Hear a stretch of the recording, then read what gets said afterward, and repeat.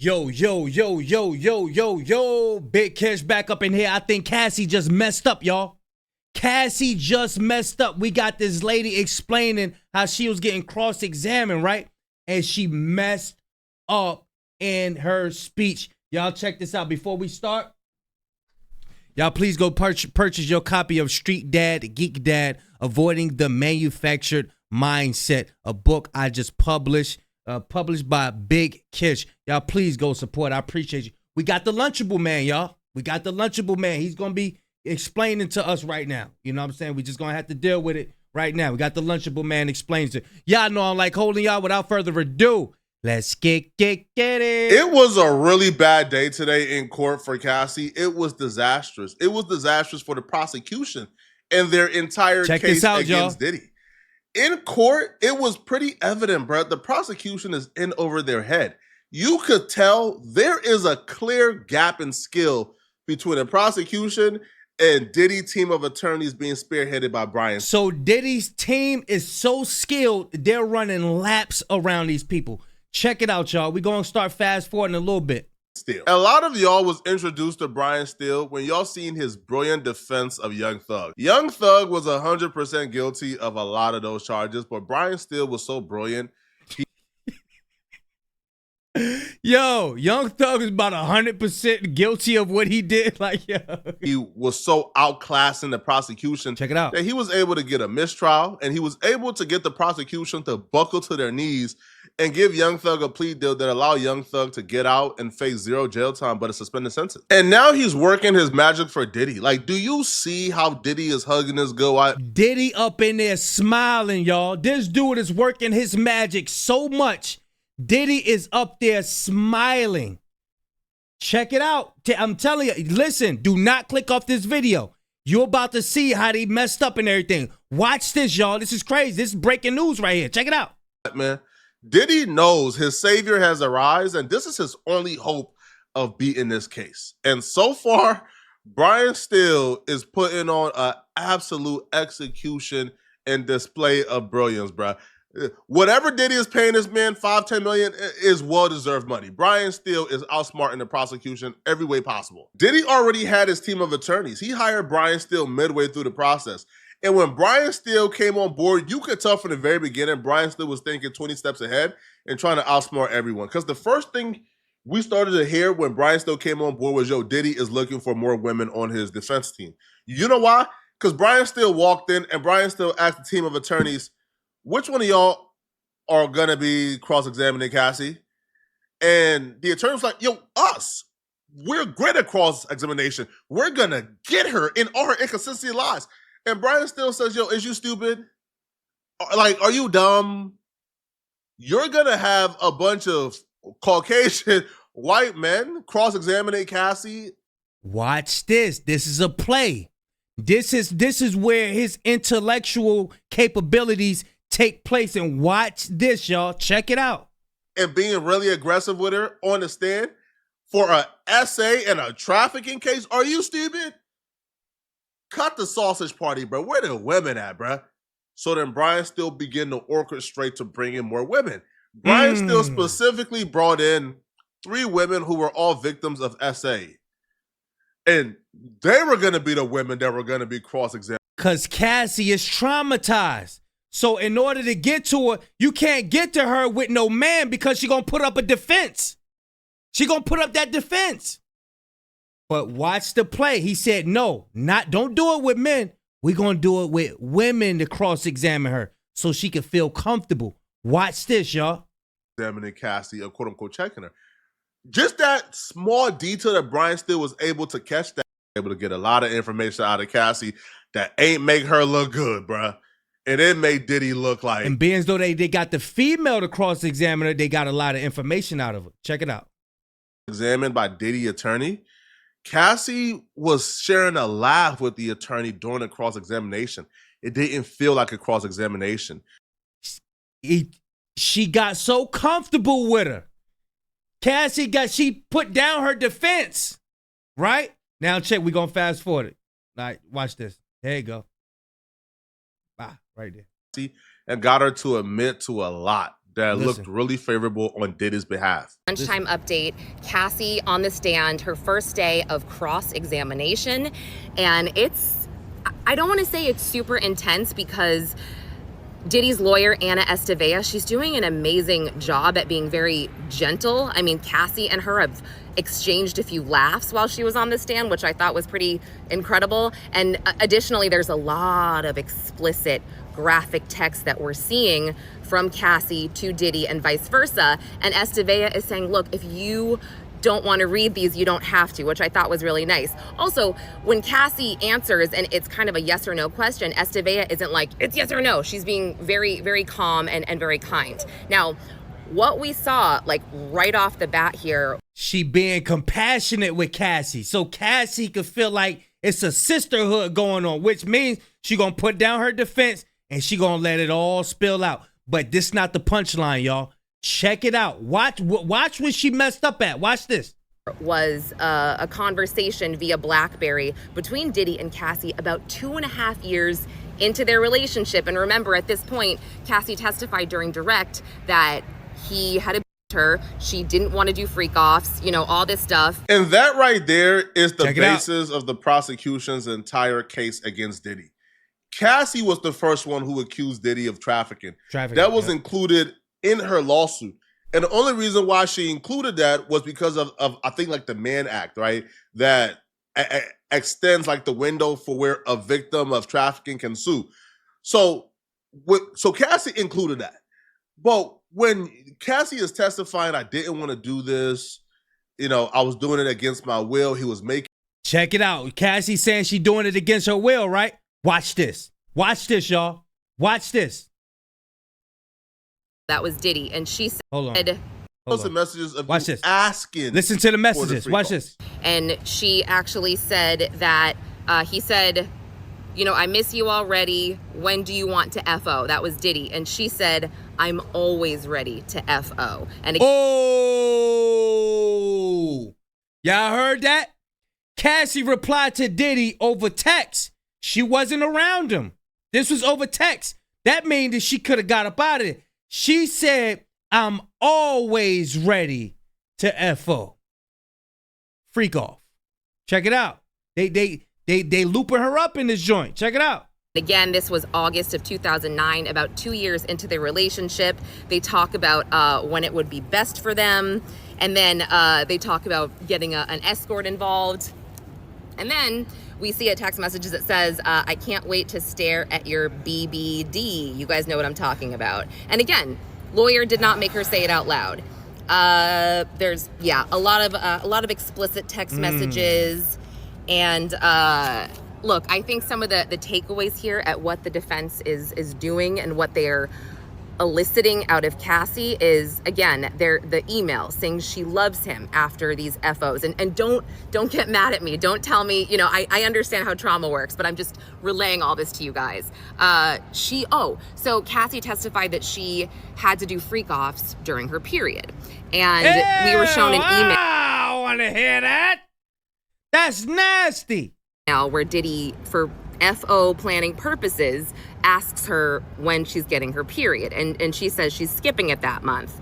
Additionally, she testified that she didn't want to be a swinger because she didn't want to see him with another woman. Well, we see an exchange where she says she has a fantasy about seeing him with another woman. Brian still did a very great job at making the security guard, the second person who testified, at making him look discreditable. He hopped off that stand and people was looking at him like, man, bro, like this witness was a waste of time. Because there's no way a jury is going to buy anything he just said. Because Brian still got him to admit that he copied the footage to show it to his wife. He was cloud chasing. He lied about a couple of things, lied on the report. Brian still discredited him completely. Cassie is the star witness. This is her story. Her story is why Diddy is currently being indicted and charged. So when you catch Cassie in a couple of white lies, like, hey, yo, he made me do this when I was leaking. But then Diddy is asking, hey, yo, when is your period so we don't film?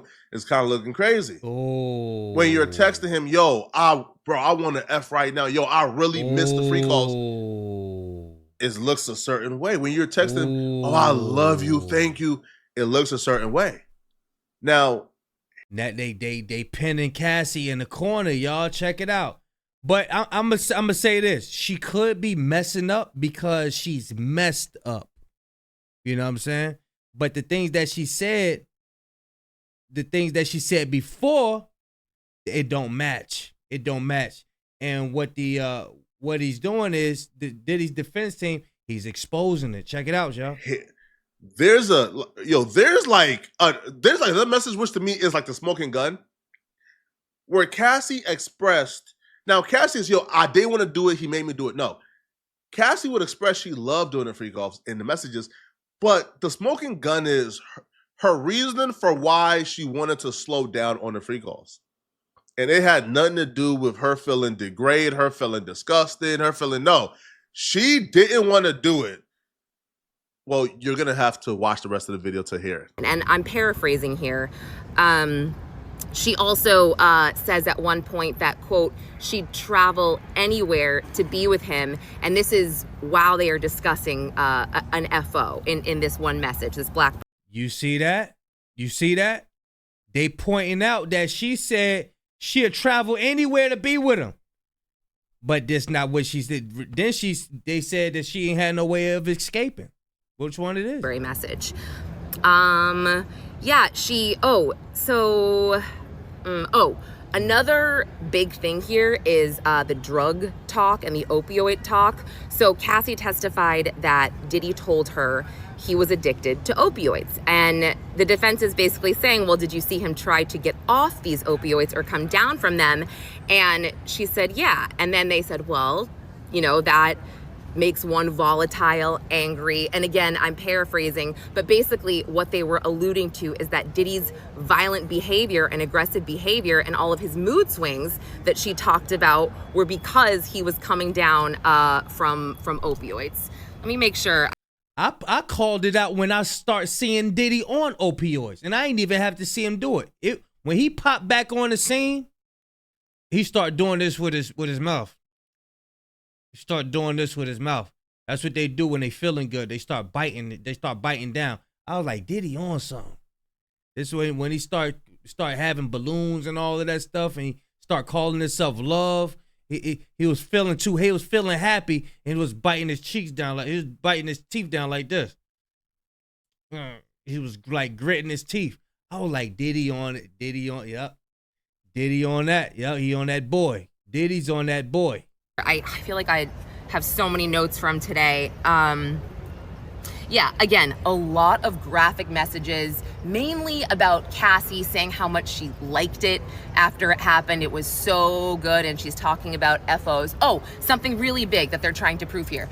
Cassie felt like she didn't have the words to relate to Diddy because she was so young that she didn't want to do this and yada yada, referring to the FOs. Well, we've seen a lot of messages from Cassie to Diddy that are paragraphs, let's say, explaining certain things to him, really seeming to wear her heart on her sleeve. At one point she said, look, I'm unsure about the FOs because I feel like, before when we were doing them, and this is a few years into their relationship, she said, before we were doing them, I could spend time with you after. Now we're doing them and you're leaving right away. These messages are showing Cassie enjoyed the FOs. She enjoyed it. It wasn't a thing that she was dreading or a thing that she was looking at as, oh my God, no. She enjoyed it. Her only gripe against it when it got to a point was she wanted more time with Diddy. With him.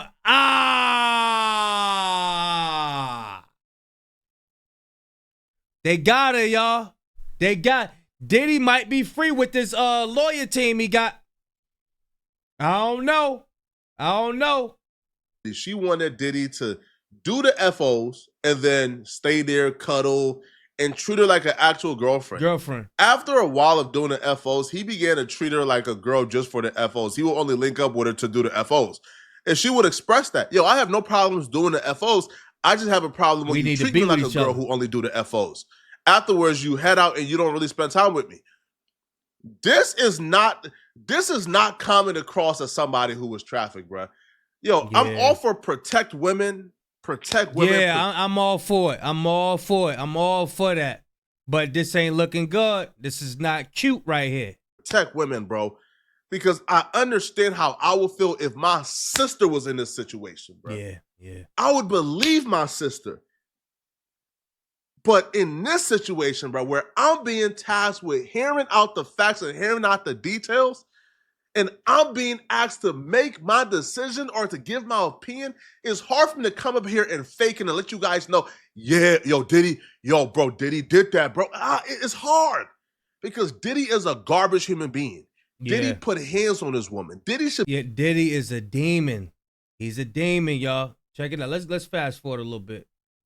Trying to get caught on, but it's not sounding like it's trafficking. For work, and I'm not getting that time with you. So the defense is kind of like, well, it looks like she's able to communicate this stuff, and is it fair to say that this is the reason that you didn't want to do freak offs? Not everything that you testified yesterday. Again, don't get mad at me. I'm just explaining about what the defense's strategy seems to be and what they're going for. Oh, they also went into the fact that when somebody hit you with that and they looking for something, you cooked. You cooked. When somebody said, let me see. You done. They do this, and they do this going. They do that little pin joint, you finish. You done, you out of here. that, look, you testified that it would take you days to come down from these FOs and you would waste so much time of your life trying to recover. You know, Diddy was doing the same thing. He was coming down from these too. You know, is it fair to say that he was still running a business, running the world, running his own life, running Bad Boy Records and traveling here and there, basically saying, well, you know, he was fine. He didn't have to recover for days. That's your problem. Again, just some observations. Cassie doing a great job holding it together, so calm, so poised. And Anna Estevea, really great. I mean, a lot of defense attorneys can badger these witnesses and really come across unlikable to the jury. But like I said, they're sharing laughs. They, you know, she's not. And then on a deeper note, you see how this is a game to all of them? This is a game. Cassie been through what she been through at a young age. She's traumatized. You know what I'm saying? This is a game to them. You know what I mean? It's a game. I like to elaborate on all things. You got to have compassion for Cassie too. I might talk, I might joke around here and there, but this stuff is serious, y'all. This stuff is serious. It's serious. Not too aggressive. She's getting her point across without being a jerk. So I will give you guys more later. It's going to be hard to prove that Cassie was forced into this to a level where it meets trafficking. Because that's the whole thing, the trafficking thing. It's crazy. Y'all let me know what y'all think. I'm going to leave a link in the description. The link for the book is going to be in this description as well. Big Kish signing out. I'm going, y'all.